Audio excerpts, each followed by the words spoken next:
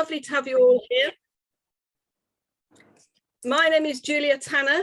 I'm a member of the Geographical Association Early Years and Primary Phase Committee. Could I ask you all to please mute your mics so we don't get feedback?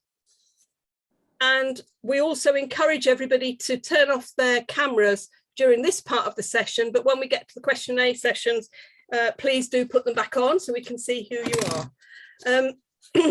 So it's lovely to see you here. If you're joining us for the first time or coming back for a repeat visit, please do contribute in the chat by saying who you are and where you're from. And throughout the entire session, please do feel free to comment on the contributions that are being made, or if you've got any questions, please do put those in the chat and they will be fed forward to me later on during the session. So we are recording this session as we always do, which means it will be available on our YouTube channel within a couple of days. So if there's anything you need to go back to check the detail for, or if you're not able to stay for the whole session today, you'll be able to pick up the whole thing in a few days on our YouTube channel. Please do tweet us if you would like to while the session's going on. And remember that we're really delighted to have you here to share with us your thoughts about primary geography. This is definitely a two-way community we're hoping to create through our GeogLive sessions. Anthony, could we move on? Thank you very much. So I've welcomed you all. I've asked you to turn off your cameras and your microphones for the moment. You will be able to see us on YouTube later. Thank you, Anthony. If we could go to the next one. So this is the schedule for this 1 hour session. I'm welcoming you all now, and a great pleasure that is for me. Then we've got Anthony and Georgina, who are talking about a project linking what they could see from a Year 5 classroom window in Redbridge in London to a European and global topic. We've then got Alan Parkinson, who is GA president this year. He has chosen the theme of everyday geographies for his conference, the annual conference happening next month. And he is going to speak to us about opportunities for everyday geography through in primary schools. I'm very pleased that, as usual, we have John from the Geographical Association at the end, who's going to talk to you about what the GA offers you. There will be a couple of sessions of question and answer where you can add your thoughts, ask questions, and you can always use the chat to make contact with other people. And of course, we will be closing, as we always do, at 6 o'clock. We know everybody's already had a long day. We're glad that you can find the time, make the time to come to be with us now, and we will close at 5 o'clock. Okay, thank you, Anthony. If you could just move on. So a couple of dates for your diary before I hand over to Steve. First of all, the next two GeogLive sessions are on the 27th of April and the 15th of June, both at 5 p.m. in our usual Wednesday after school slot. And both of these will be focusing on National Fieldwork Week. I would really encourage you to go to the Geographical Association website and find out about National Fieldwork Week. It's a fantastic initiative being run by the GA this year. It's completely free for any school, whether a member of GA or not, to join in, and there's all sorts of resources and support for you already there. And of course, the GeogLive team are going to support it through providing lots of ideas for fieldwork in the immediate local area on the 27th of April. And then on the 15th of June, we're very much hoping to be showcasing some of the work that's been completed as a result of National Fieldwork Week. The actual week itself is the first week of June after half term for most people. The other important date for your diary, of course, is the Geographical Association annual conference. It's going to be a hybrid conference this year. So it is in Guildford at the University of Surrey, but it's also online. It's Monday the 11th to Wednesday the 13th of April. If you want to sign up, go to the Geographical Association website, and you can see there's a link there to conference in particular. And if you're not able to get there for the whole thing, or if you're not able to get there in person at all, there are fantastic opportunities to join online. Thank you, Anthony. Can I hand over to Steve now? Thank you, Julia. Just to remind everyone, the latest issue of Primary Geography is out now and contains a whole wealth of resources and ideas for you to look at including the challenging questions about the danger in primary geography and how powerful is primary geography. So I hope those of you that received it, if you're enjoying it, and those that you haven't yet seen it, please join and enjoy the content. It really is a cracking issue. Thank you, Steve, very much. Anthony, can I hand over to you? Thanks, Julia. Thanks very much. And thanks to Steve and the rest of the team. So I'm going to be here with Georgina Lunn, Year 5 teacher, for the next 20 minutes max, where we're going to be showing you and talking you through a workshop that we do think that you could think that you might be able to apply in your school. This is live paint drying project that happened on Monday in schools, and we subtitled it further than the eye can see. So taking what you can see from your window and thinking about what you could see beyond. So Georgina, welcome to the session and thanks for joining us. Thank you. I'll just quickly introduce my school and the context of what this workshop was created in. So I am a Year 5 teacher at Churchfield's Junior School. I'm also the geography subject lead at the school. The school's in South Woodford, which is in Redbridge, and I've put on the map there, it's the little red blob. That's where we're situated. We are a 4-form entry mixed junior school, so years 3 to 6. And we are basically, or most of the time, a knowledge-led curriculum. And I've just put a few photos down there of the school. So as a geography subject lead, I obviously am always looking to raise the profile of geography within my school. I meet with a lot of other geography leads within the Redbridge area, and we've all come to the same conclusion sometimes, that geography isn't always given, you know, the praise that it should get. So as a geography subject lead, I am trying my very best this year to raise that profile within the school, and in particular looking at the geographical skills side of the national curriculum. That's where I wanted to place my emphasis on this year. As I'm a teacher in Year 5, it was obviously a lot easier for me to organise this workshop within Year 5. If I could have done it through all the year groups, I definitely would have. But Year 5, where I teach, seemed like a good place to start. So I originally came to Anthony and said, look, we're very knowledge-led. Lessons are very used to, you know, quizzing and being able to answer questions. And what I'd really love is for the children to have a more explorative idea of geography and to really kickstart what their topic is going to be for the whole of the summer term, which is Europe. Thanks, Georgina. And so obviously we had some outcomes as well that we wanted to aim towards when Georgina set myself and some student teachers the challenge. We wanted to work with an Ofsted outstanding school like yourself. We wanted to bring some of this creativity to inspire the knowledge-rich curriculum, to put it into some sort of context. We really wanted to demonstrate the idea of dialogic teaching, really rich teaching, deep conversations, and lots of pupil and teacher interaction. Much easier when you have several teachers in the room, I know, but you could perhaps think about how you could do this with your TA, with parents, with governors as well. We really wanted to develop this skill of graphicacy. That was the real skill that I wanted to focus on throughout the day, developing a sense of scale and perspective and this Ofsted phrase, spatial cognition, that we'd really love you to be thinking about how you're developing. And it was all about meaningful links locally and developing those links through Europe and then developing them to the globe and to biomes as well. So I think we probably kind of covered what Georgina's saying on the slide there, but you can see me in action there. So this is just some screen grabs from Street View. These are some of the images that we started the children off by thinking about. And I wanted them to focus particularly on that tree on the bottom right-hand side.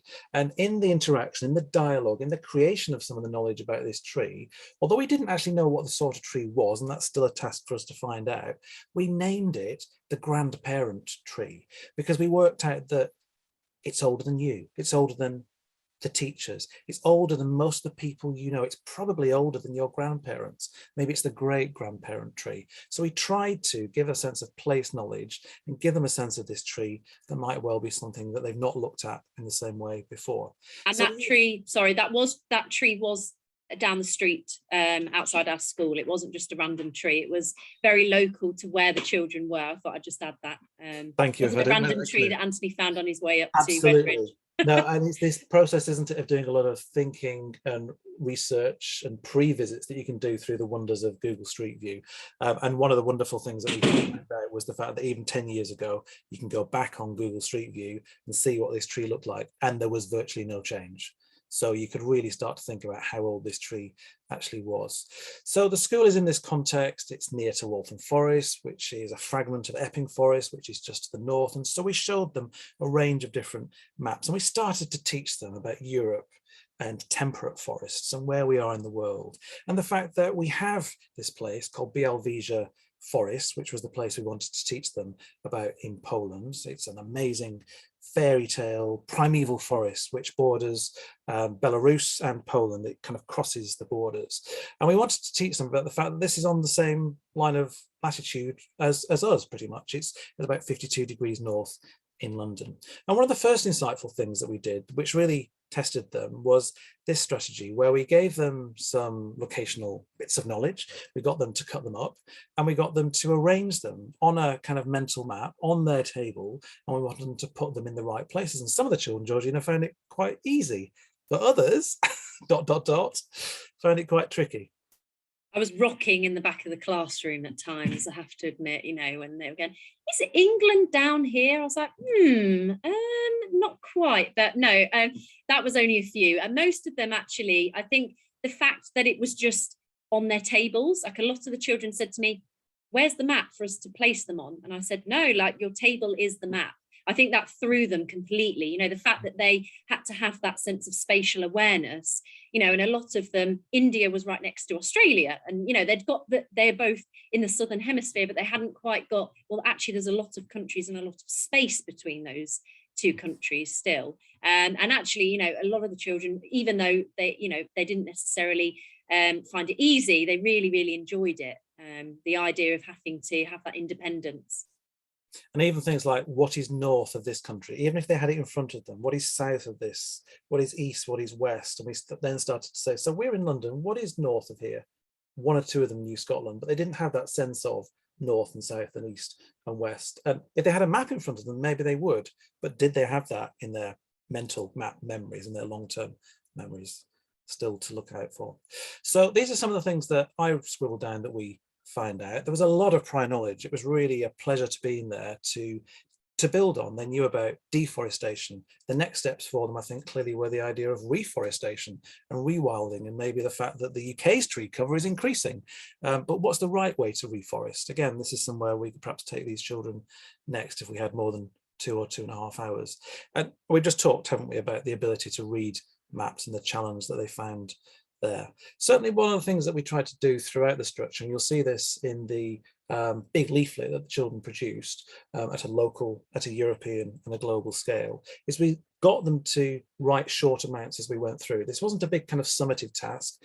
This wasn't us doing 40 minutes of input and then 20 minutes to write. It definitely wasn't a 3-part lesson. It was something that we really wanted them to write as we went along, to kind of build up a sense of what we were saying and what we were finding out as we went along. And certainly Mark Enzer on the TES website, through the link that I can put into the chat later, has written about the importance of this sort of sketching and drawing and presenting the information in a different diagrammatic format, which is one of the things that we tried to do that you'll see on the work that you'll see in a minute.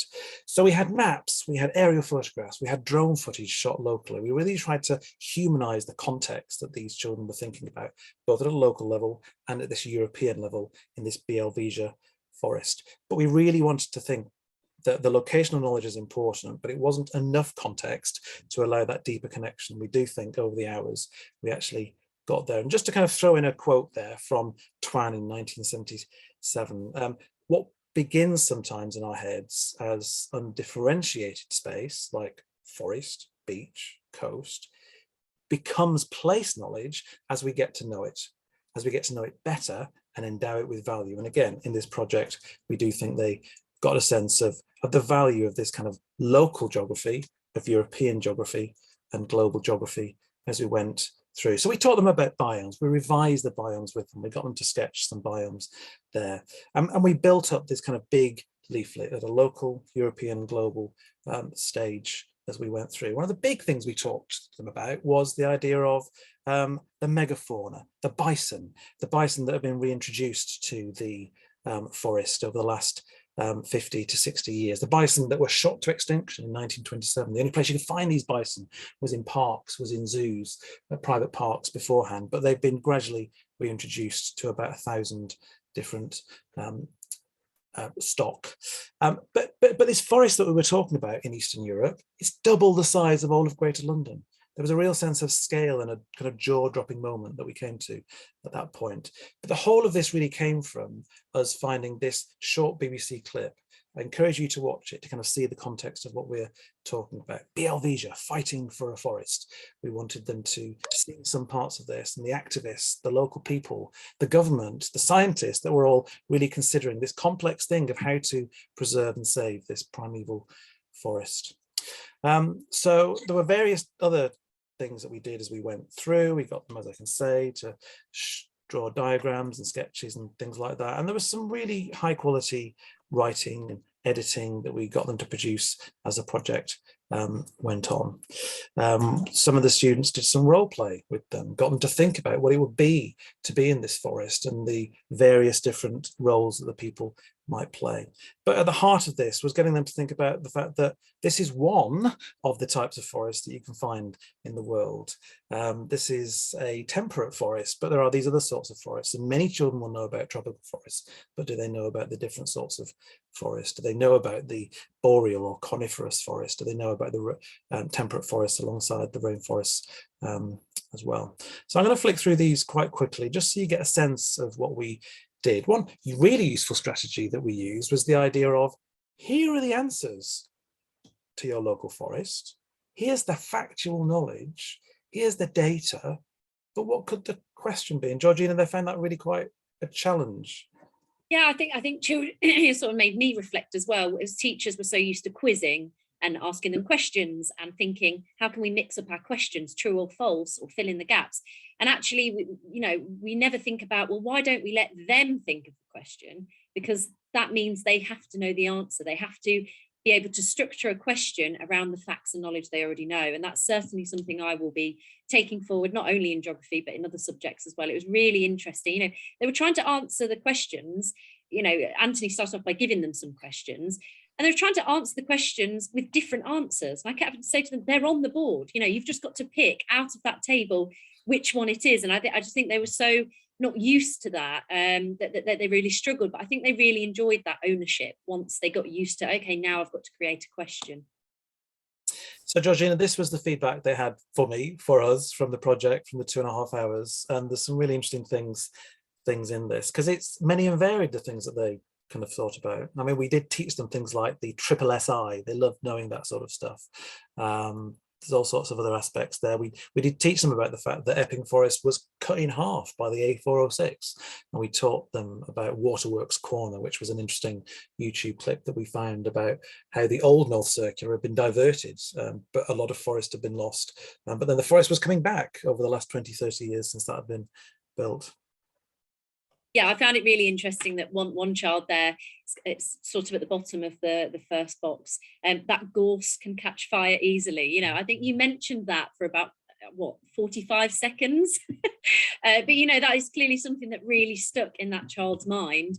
And this child probably didn't know what gorse was, probably never even heard of it, probably didn't even recognize it, and to come out with that, and that's something that they picked up on, just shows how sort of attention to detail they were in what you were saying and how engaged they were.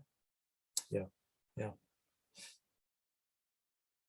So some really interesting feedback there. The people were nice and they made things fun. And they talked about it. Very, very joyful teachers. If I'm a joyful teacher, that's a great thing to have. So there was definitely this sense, Georgina, of getting them outside the comfort zone. Yeah, absolutely. I've just put sort of 3 bullet points there that I felt in reflection for myself. Definitely going out of the comfort zone in geography does benefit the children. For teachers sitting there this evening, like myself, thinking, I just don't know when I would actually get the time to physically try and plan something like this. I can't give you that time, and I can't tell you where's best to get that time from. but honestly, going out of your comfort zone and thinking, do you know what, if this just makes me, have a few more later nights just to organise something like that, and it really does benefit the children. And I've had parents evening this week as well, but I'm so glad that we had that workshop, and I'm so glad that obviously Anthony, you agree, you were coming from quite far away. I'm just glad that we agreed to do it, because it really did pay off. And even speaking to one of the parents at parents evening, they said, oh, so and so really enjoyed the workshop the other day, and it's things like that you think actually they've really taken that home with them. And I've put, sorry.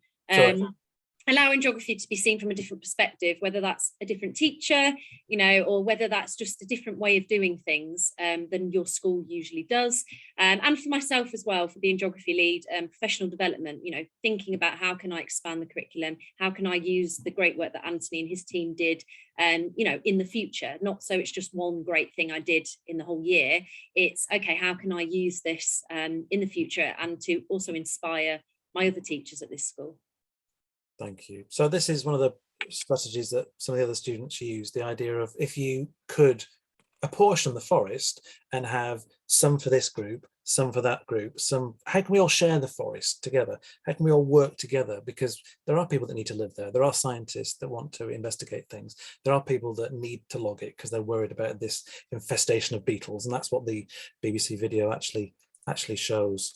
And the whole idea of what forests do for us, they had a very clear view that forests should not be cut down. But then, of course, we started to look around the room and say, but look at all the wood.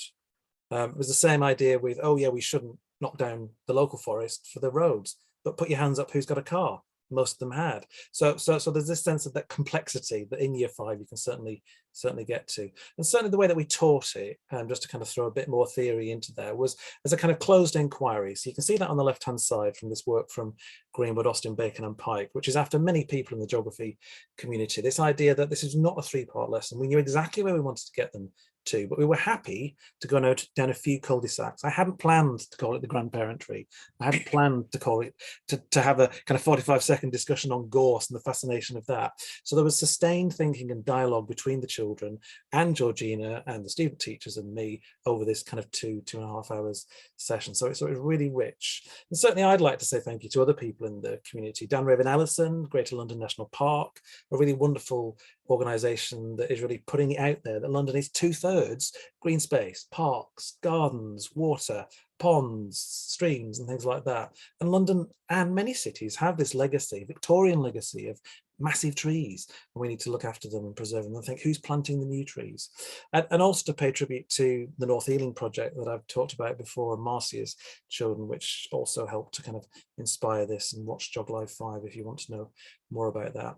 But ultimately it was thanks to children, thanks to student teachers. It was a really great day. I'd love to repeat the projects, but messages out there. Get in touch with your local IT provider, local teacher trainer, and you never know, they may be able to support you or help you. But Georgina, thanks so much to you. Thanks for welcoming us in so well. And we're very happy to take any questions or any thoughts or comments. Thank you again, Anthony. Yeah, happy to answer any questions. I've got about 5 minutes, so. Yeah. Thank you so much, Anthony and Georgina. That is just so interesting to see what can be achieved in just 2.5 hours. That's the really thing that most struck me about it. And the leap from the local to the not only more global, but also such an incredibly important topic, given how important it is for us to maintain and indeed sustain, rewild our forests. So fantastic. Thank you so much. There are, I think, some questions coming in. Can somebody who's monitoring the chat please let me know of any questions? So Jen or Steve, Kate, is there anything coming in that you want to? I actually have one of my own. Oh, go on, Jen. Like, ooh, thanks to my full topic of rainforests. Where would you go from here? Because it's obviously been a really valuable, I can't speak, I'm so sorry, a really valuable day workshop for the children. But so that it wasn't just a standalone day, what would you do next with all that like knowledge and information they learned? Like, is it linking in with some further study you're going to be doing, or what? Yeah, so when I first spoke to Anthony about the project, he was very open. He said, what do you want us to focus on? And I said, our topic is Europe, and then we hone in on Eastern Europe in the summer term. So I said an introduction to this would be amazing. And I did speak to the children. I said, this is going to be a great introduction for what we're doing when we come back after Easter.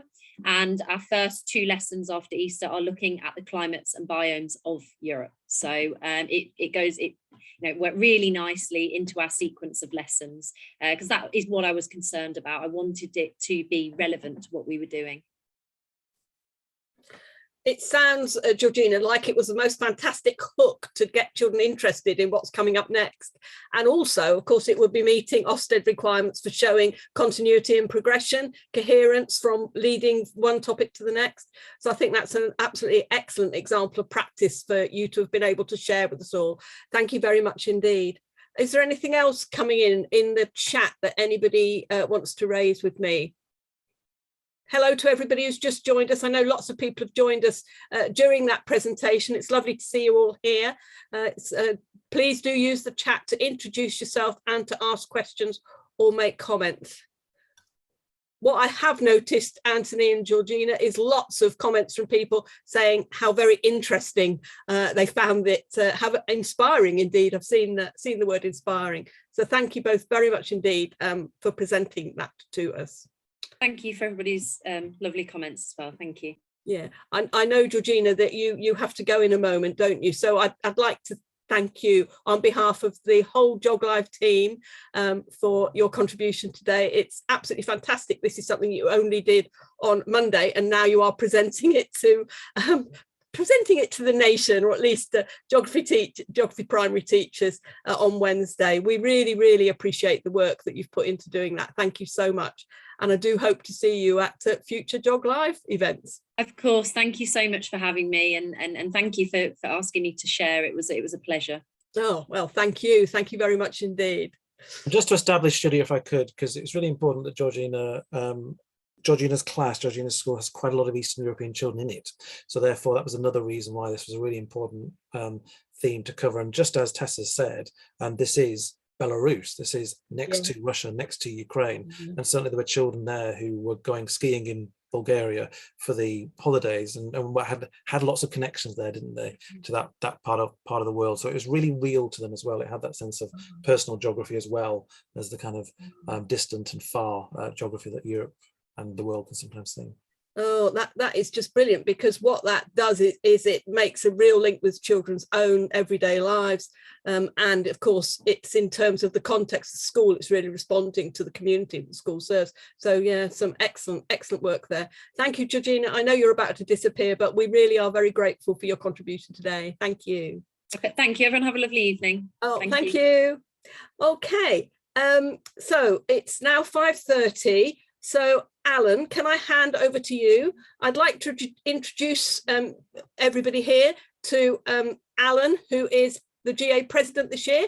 He's just putting up his slides on the screen. We're delighted that Alan was able to join us today as the president of the GA. He's having an incredibly busy year. We're very delighted he's made time to come today and to talk about everyday geographies, which of course is the theme for the conference happening in a few weeks. Alan, can I hand over to you, and can I ask everybody else please to mute and to turn off their cameras again? Thank you, Alan.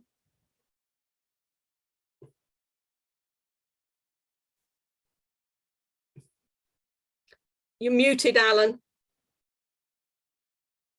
Yes, thank you. I was just making sure I was muted before. Thank you very much, Julia, and thank you to Anthony and Georgina for a wonderful session. As Julia said, I'm currently the president of the GA. I'm also a teacher in a junior school in Cambridgeshire, which has students from year 3 to 8 in the section of the school where I work. I'm the 106th president of the GA, and it's lovely to see some of the names on this list of former presidents here tonight, and also potentially, of course, some of the names of future GA presidents are here. I would recommend that it might be something that you want to think about for the future. It would be fantastic to have more primary representation amongst that list of names there of former presidents. And obviously, as president, it falls upon you to come up with the theme for the conference, which is quite a difficult task. I looked back at previous themes and tried to think of a theme which was as inclusive as possible, and also one which matched my own personal journey, I guess, through geography. I'm very pleased to be a primary geography champion and to have worked with a lot of primary colleagues, as well as being principally secondary trained for most of my career. And so I came up with the idea of everyday geographies, the idea of the everyday forming part of our personal geographies, but also that sometimes the everyday is forgotten about. A lot of geography can be about the awe and wonder, the spectacular, the extreme, and actually there's just as much geography, potentially more, in our everyday experiences. It's also something that people do every day. Every day we encounter the discipline. We travel around, we encounter place, we take note of the weather, we look at the products around our house and think about the stories that they have. And so when I started to think about my theme, the everyday geographies theme sort of began to crystallize. I also loved this this board here, which was in Ghent 2 weekends ago, when I was delighted to finally use my passport again after over 2 years. This is my birthday, so don't forget to send me a birthday card on the 29th of December, when I will be approaching 60. That's terrifying. But when I was born, there were fewer than half of the people that are in the world now. So this is something that we share with the young people, that actually a lifetime is enough to see dramatic changes. But those changes are obviously incremental. Every day, part of that change began to happen. Also, in the same year, the carbon dioxide levels in the atmosphere were just 319 parts per million. And obviously that's ticking up every day also. So there are changes that are happening in the world that take place every day, physical processes, as well as obviously the movement of people and the arrival of people into the world.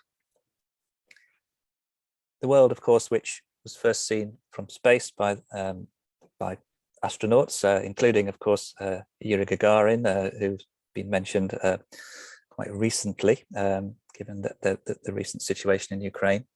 And this photo taken by Bill Anders in 1968, this idea that they set out to explore the moon, but instead discovered the Earth, and of course kick-started the whole idea of the fragility of our environment. We use the climate stripes with young people to talk about the steady warming that's taken place over the last century, and also the disproportionate warming within certain parts of the world. So certainly within biomes, of course, certain biomes are being affected perhaps more by those changes. And we also live in the Anthropocene, a period of when humans, through their everyday activities, have shaped the planet, have shaped the oceans.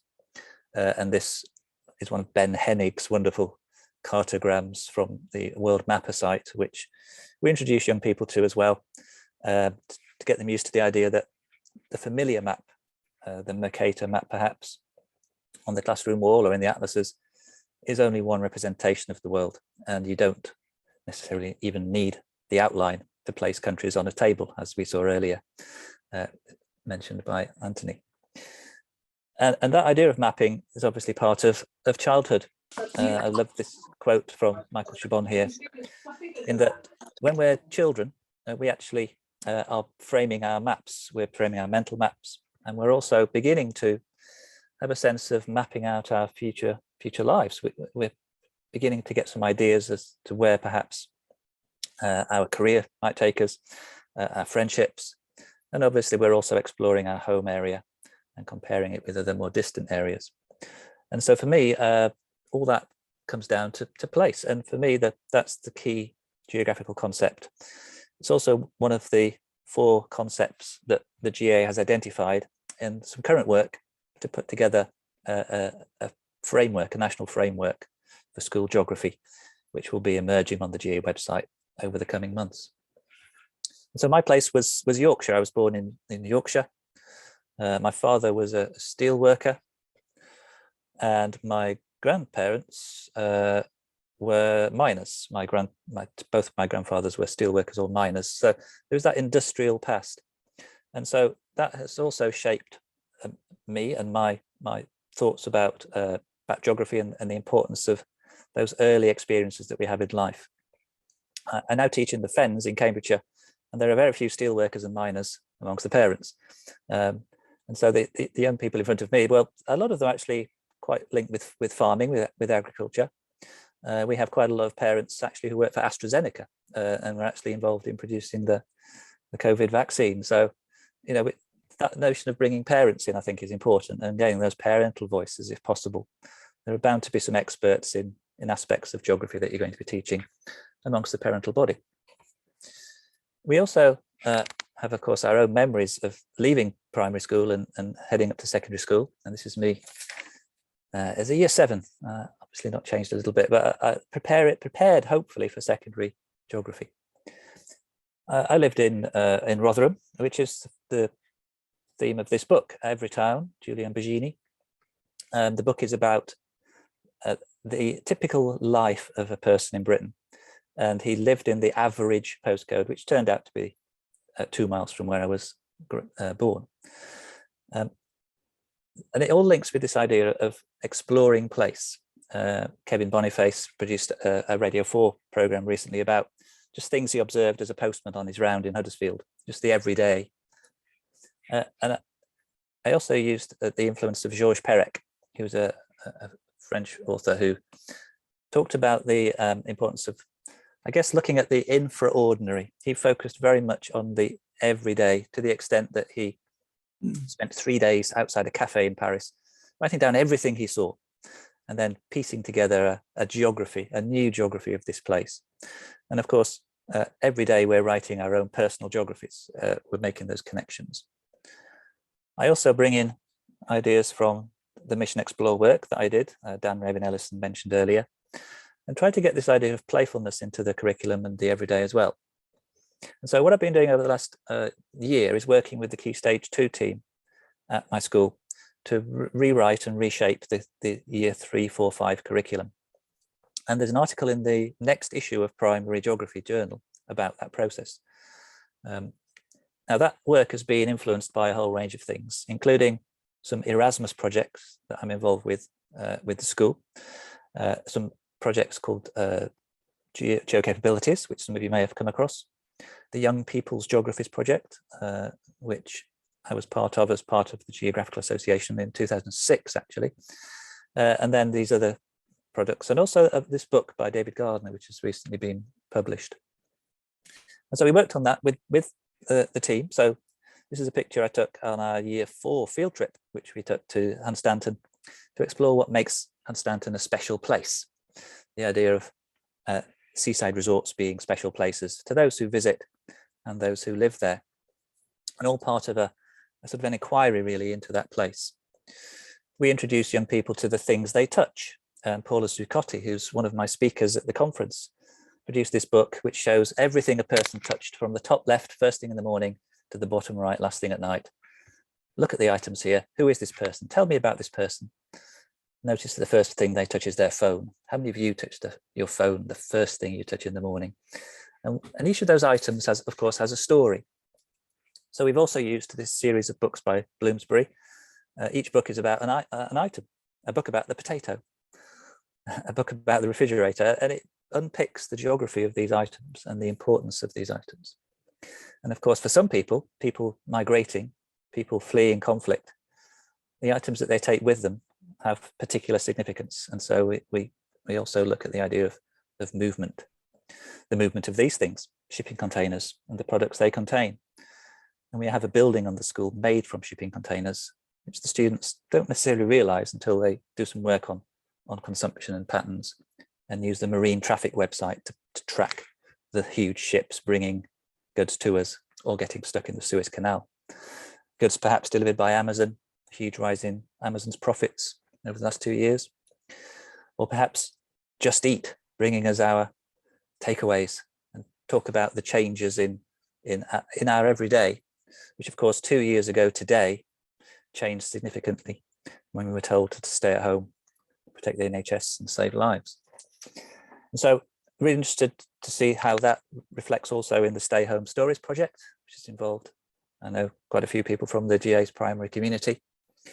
And just to finish, the reminder that for all young people, their everyday experiences are largely about home and to school, and those two really important places in their lives. And I would recommend this book by David Farrier, which describes every house as a clock and the objects within it as future archaeology. So geography, the most important subject, a subject which hopefully we are part of every single day. The most important subject in terms of studying the effects of climate change. And that's all fed into the work that I've been doing with the Key Stage 2 team. And being me, being Joe Blogs, I've got a blog about it, of course. It's called Resetting Key Stage 2 Geography. And it's got a number of posts so far, telling the story so far.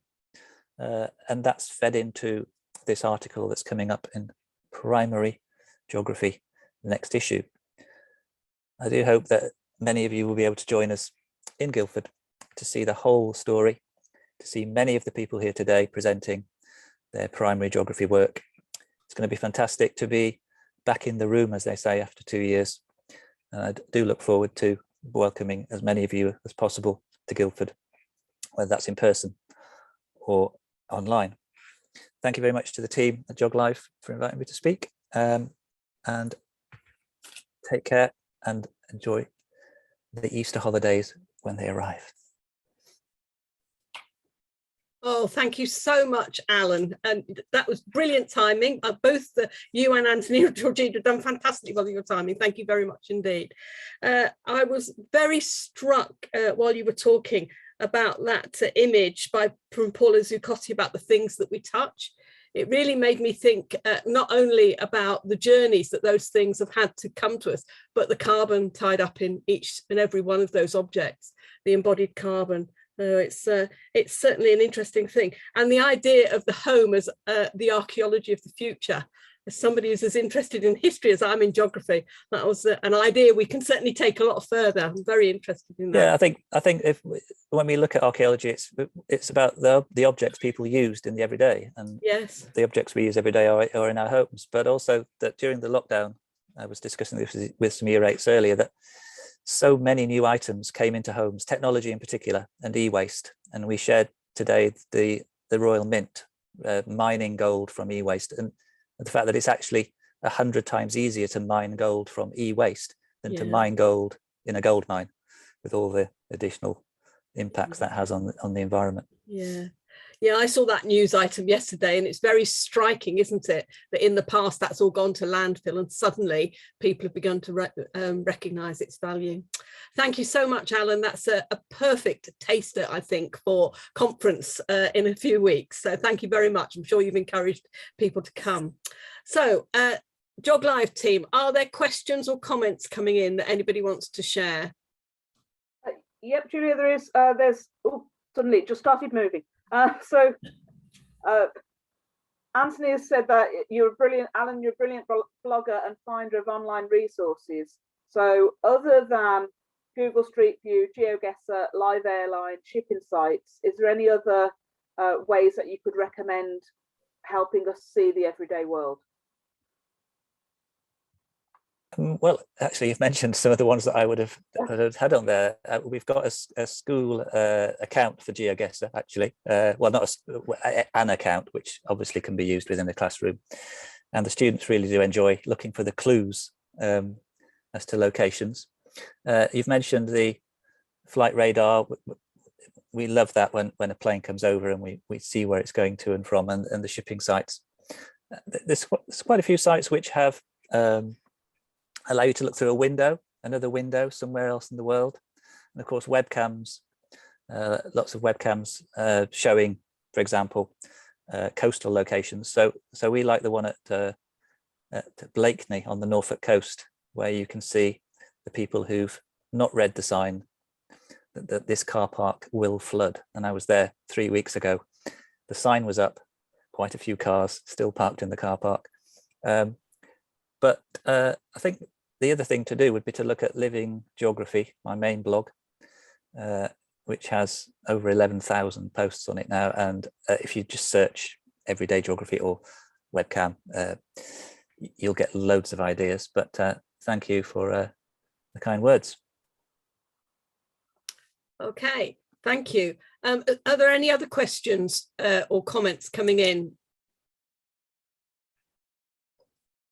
I can see that Paul has mentioned the article and the fact that there is some exemplars and a sort of curriculum map, so you can see the topics that are being taught. And I have drawn heavily on the GA's super schemes books and other GA work, and the in the know downloadable PDFs as well, which have been really helpful because the teachers I'm working with are not geography specialists. And in the past, they've had more of a creative curriculum where geography has been, you know, where should we build our castle?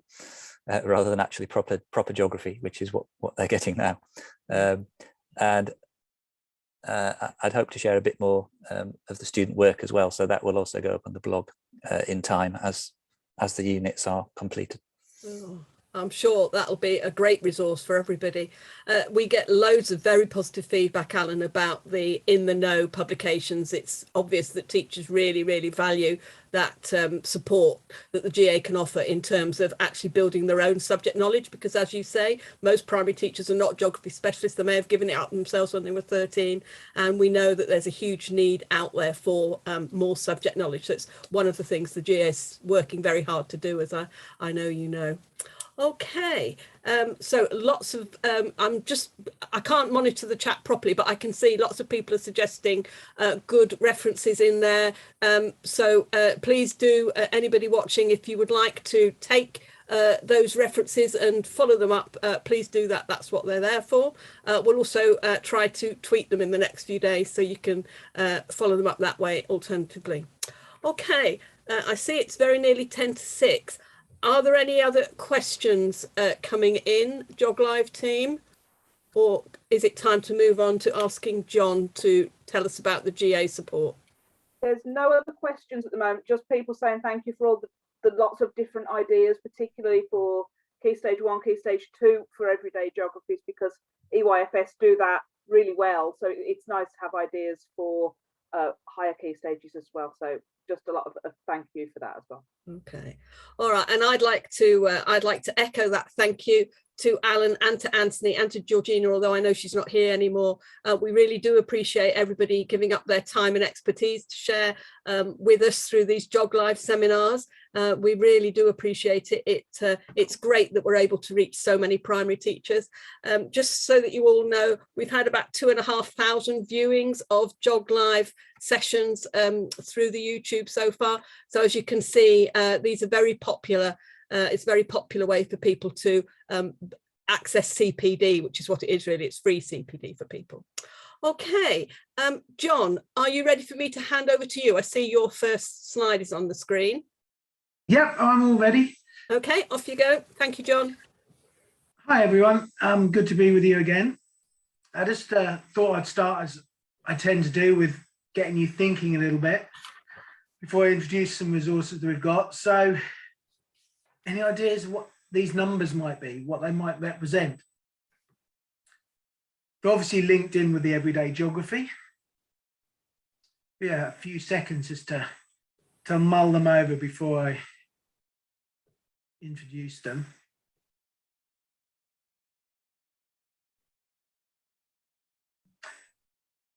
Now, I'm not going to tell you what is what.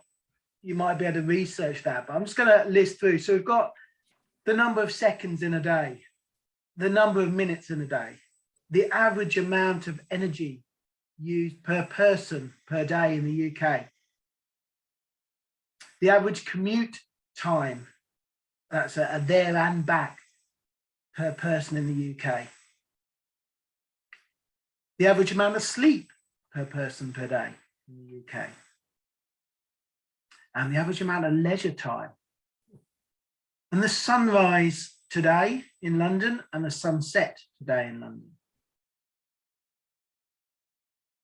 And so if you think about that's, you know, summing up every day, because that is about what happens on average in a day, and it's about, you know, what time the sun came up today and what time the sun sets today. And obviously there's a huge amount of geography. So if Anthony clicks, it gets us thinking about the connections and the questions we might ask around those things. For example, I think the last one that I didn't mention, I don't know if it came up on there. Yes, it did. 200 grams fall down is the amount of food waste each of us produces in a day in the UK. So again, is that the same in other countries, different in other countries? What constitutes that food? And where did that food originate? Where was it grown? So there's all sorts of questions we can get just from thinking about some averages per person per day within the UK, and then comparing that to other places around the world as well. Anthony, do you want to move us on?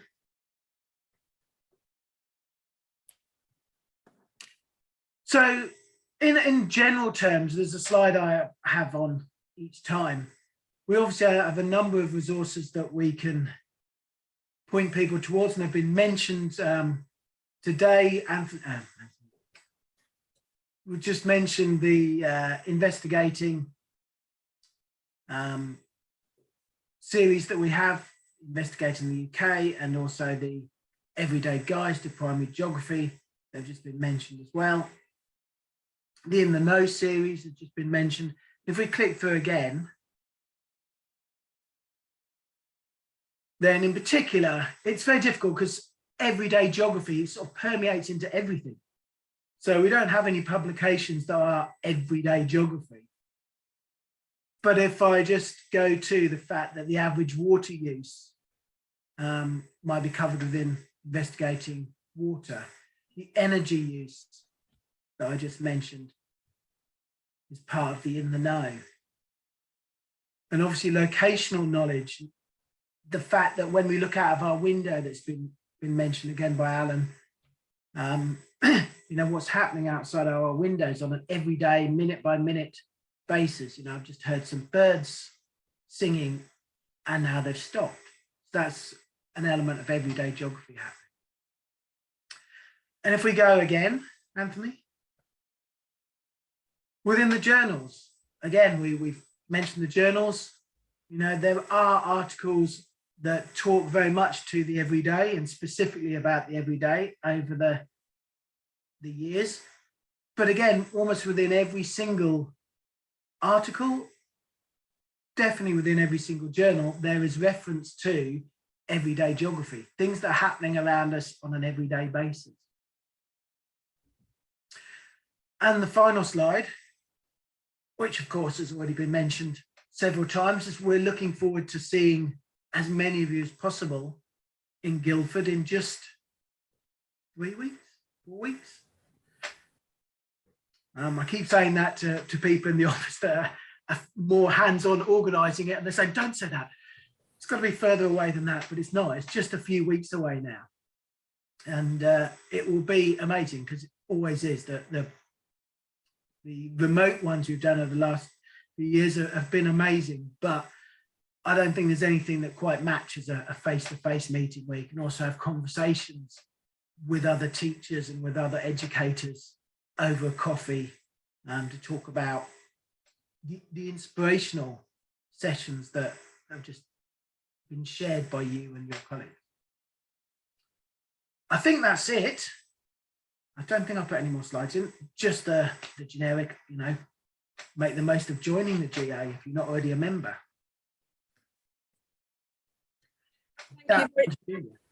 Thank you very much indeed, John. As always, some really important resources there to remind everybody about, and especially conference. Do come online, even if you can't come in person. There's lots and lots of online sessions available this year.